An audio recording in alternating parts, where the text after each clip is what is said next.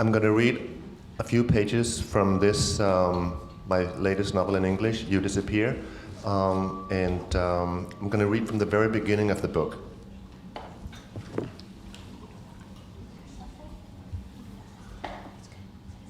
We whoosh down between dark rock faces, through hairpin turns, down and around, past dry scrub, silver pale trees, and back up, then over a ridge where the car nearly leaves ground, and Nicholas and I whoop as our entrails become weightless. The hot Mediterranean air buffets our faces, for all four windows are open. Frederick takes a curve so fast that I grab my headrest. The sea beneath us keeps switching left and right. Normally, Frederick's never brave behind the wheel, so I try not to be too afraid. And the heat makes the rocks steeper, darker, the lemon groves prickling even more tartly in my nose, the sea shining blue like I've never seen it before. Around, yet another rock outcrop, and suddenly we're engulfed by cyclists. I scream, a swarm of neon pink cycling jerseys. I look out the back window, no one's fallen, but they've dismounted from their bikes, clenched fists, open mouths. We run round the next curve. Frederick, it's not funny anymore. He doesn't answer. Frederick! He lets out a small sigh and maintains his speed. I observe his long, slender fingers wrapped around the wheel. They don't belong to this way of driving. Once I found them erotic, like miniature versions of his body, tall and thin, a swaying, relaxed body, not a speed demon's. And is it the speed that makes his eyes look deeper? Black violet massives, he seems strange, though I can't say where the difference lies. Another hard bump, and again all three of us rise into the air. Stop, Frederick, stop, I yell. Nicholas has had his head out the window, now he pulls it back in. Mom, just leave off. I'm supposed to leave off, I'm supposed to leave off. Your father's driving like a complete madman, he'll kill us, is that what you want? It's the speed, the colors, the heat, and all the outrageous Mallorcan beauty. Nicholas sighs with precisely the same sibilance as his father and leans again, his head out the window. Nicholas, keep your head inside, it's dangerous. He acts as if he doesn't hear me. Keep your head in, I say, it's dangerous. Still he doesn't. I don't care if he's 16 now. I turn around and pull him in myself. I use some force, and then he stays in his seat. The Mediterranean shines so brightly it's impossible to look at it straight on. It floats up through the terrain and calls us like the tunnel of light, the dying sea.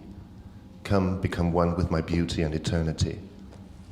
I nudge to Frederick's hand and we'd swerve over the berm and all become weightless again, and then we'd be lifted out of the landscape too. I want to say stop, stop again. Instead I look at our son. He's having fun, am I just a killjoy? An oncoming driver lays on his horn. Frederick keeps his eyes fixed on the road before us. They drive like total madmen down here, he says. Will you please drive more slowly, I ask again. Nicholas and Frederick laugh. The road twists, and then we're back in the shadow and close to the rock wall. An oncoming truck suddenly fills the space in front of us. Frederick swings our car up against the rock face. Granite grates against the panels with a sound like we've been tossed in a metal grinder. And then we're past. Frederick says, we took full coverage. The rental agency will cover it all. He doesn't slow down. Now Nicholas pulls on the back of Frederick's seat. Dad, stop, stop. And I join in, stop the car now. But he doesn't lift his gaze from the road. He sighs like before. I pull back on the handbrake as we drive. He laughs and releases it again. Frederick, look at me. Won't you at least do that? He keeps looking straight ahead as he speaks. And as always, his voice projects reason and calm. I need to keep my eyes on the road. He turns off sharply onto one of the small gravel roads. Low dry stone walls on either side, and we skid in the gravel and scream, strike a stone wall. I flung to the other side of the road, hit that wall too, skid, stop. I turn toward Nicholas. I want to be beside him in the back seat, clutch his head to my breast to protect him. But the car's already come to rest, it's too late. Are you okay? But I know he hasn't been hurt. It was only a couple of minor collisions. We're extremely lucky. I close my eyes for a moment and exhale. My pulse is throbbing in my temples. Are you okay? I repeat. Yeah. How about you? I think so. I look out the windshield. Frederick is already out front. He kicks the car with a resentful expression, squats to examine something by one of the fenders. I yell, aren't you even going to see if we're all right? He doesn't answer. Don't you even care?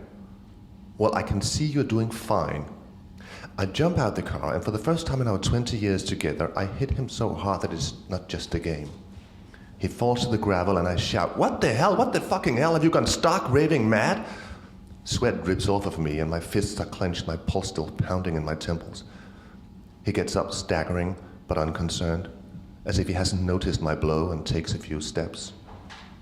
I don't think I can get it to run. That's a stroke of luck, you big idiot. Maybe we won't die today after all. Mom? Nicholas's voice called from inside the car. I breathed deeply several times. For my son's sake, I need to be the reasonable one here, and so I managed to pull myself together. What should we do? I ask in a somewhat calm voice. Frederick doesn't answer. He climbs up on the stone wall and stands there surveying the landscape. That's how it begins.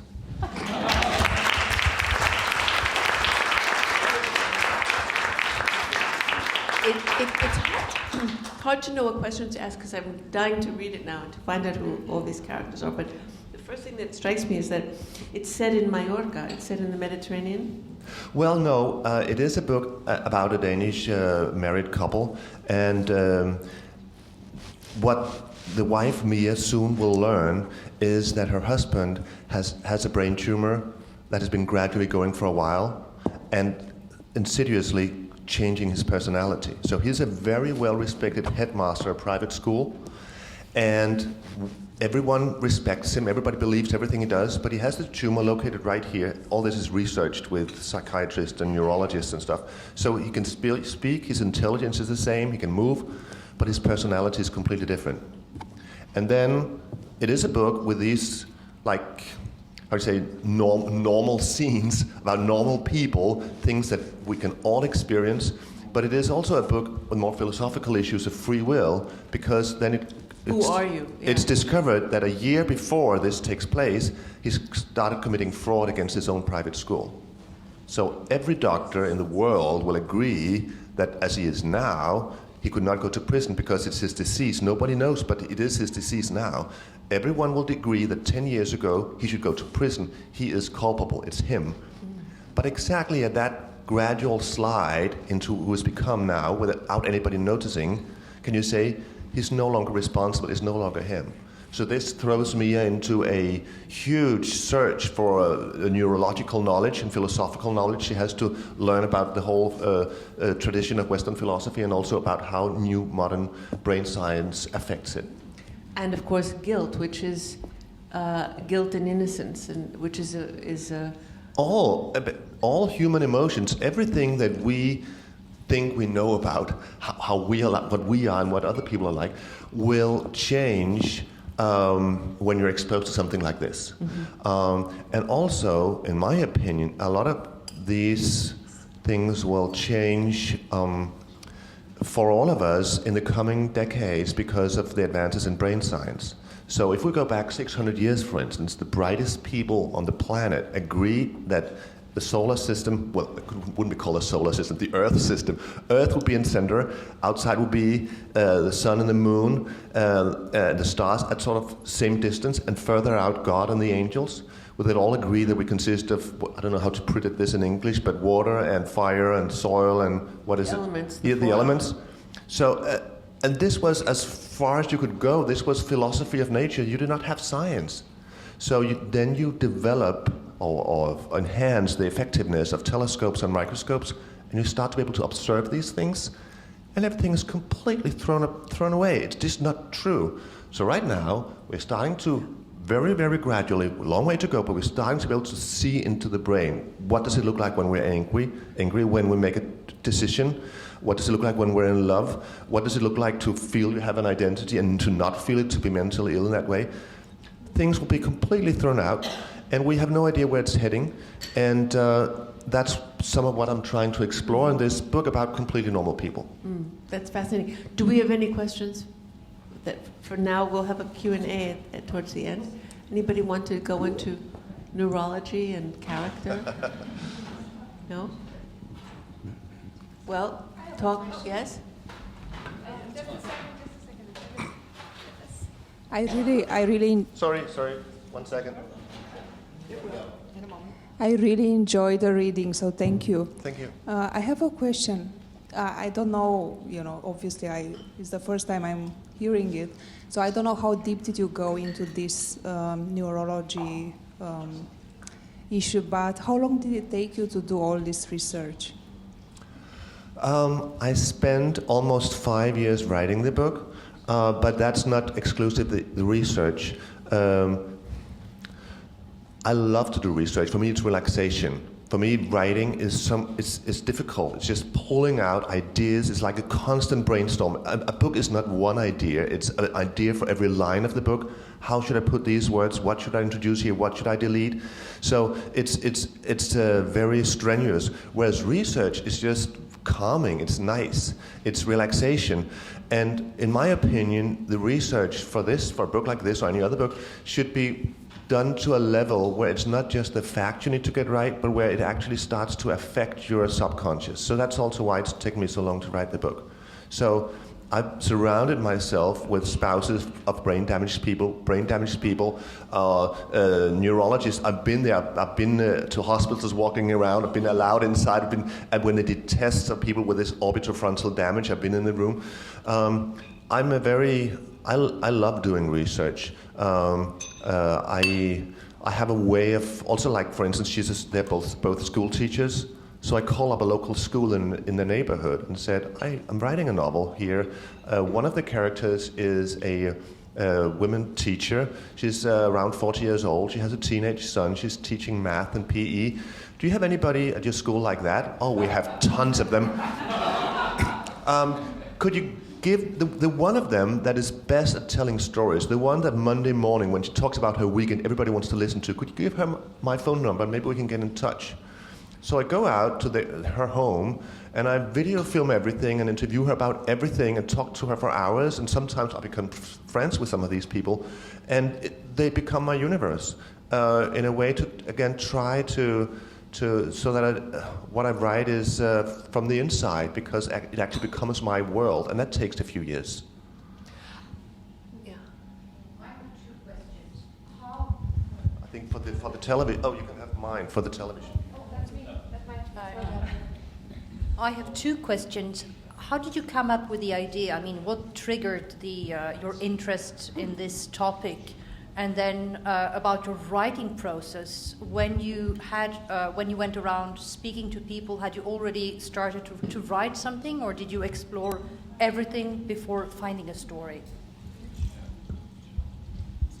So I came up with the idea because I have a very close friend back from my school years who's a psychiatrist, and she would always tell me stories about her practice and her work.